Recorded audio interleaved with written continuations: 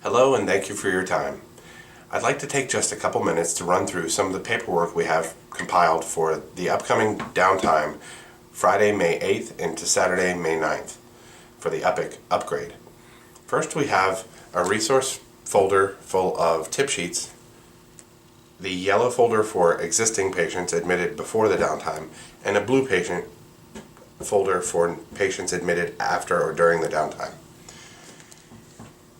The red folder is a resource guide filled with tip sheets to help us get through the downtime. Please turn it in after the downtime so that it can be used again in the future.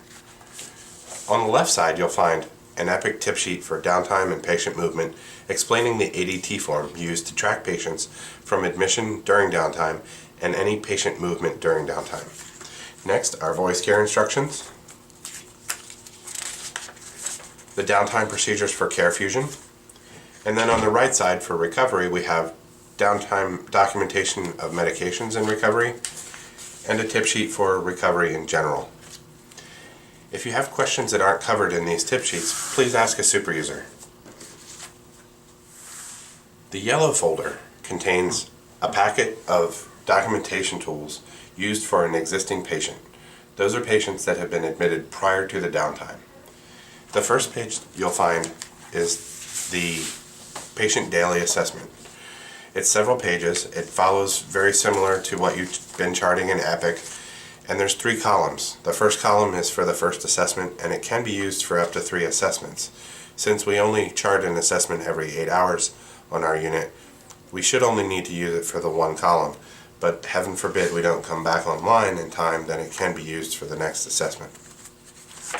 The next page is a copy of the ticket to ride, the downtime plan of care, the downtime medication record, which is an important reference for when we do come back online and need to chart all of these medications in Epic, the downtime vital signs and INO form, which again the totals for these intakes and outputs will need to be documented in Epic when it comes back live, the modified Hollinger fall risk assessment tool and the fall risk interventions documentation, a copy of laboratory downtime requisition and radiology downtime requisitions, the the progress notes, the nurse's notes, and the signature list, and of course, who could forget the good old physician's order sheet. Again, these are all the papers that you'll find in the yellow folder for existing patients admitted prior to the downtime. The blue folder contains all the documentation tools needed for a new patient admitted during the downtime. Just remember, blue for new. The first form you'll find is the adult patient admission history. This asks the same questions that you have been answering in Epic for a new admission, just in a slightly different format.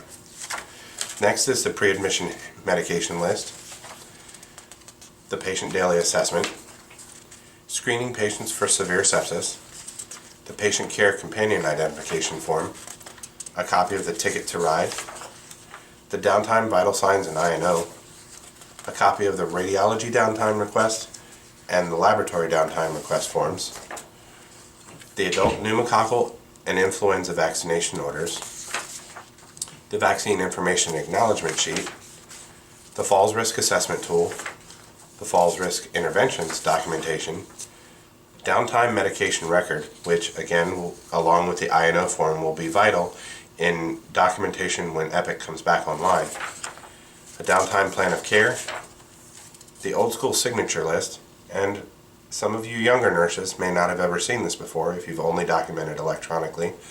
You date, place your initials, printed full name, and your signature including your title anytime you initial in ink anywhere on the chart.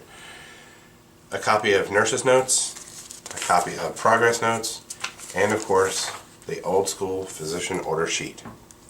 Should you need additional copies of any of these forms, they are available individually at the nurse's station. If you have any questions regarding any of this, please ask me or any super user. Thank you all for your time, and thank you especially for your efforts in making this as smooth a transition as possible. Have a great day.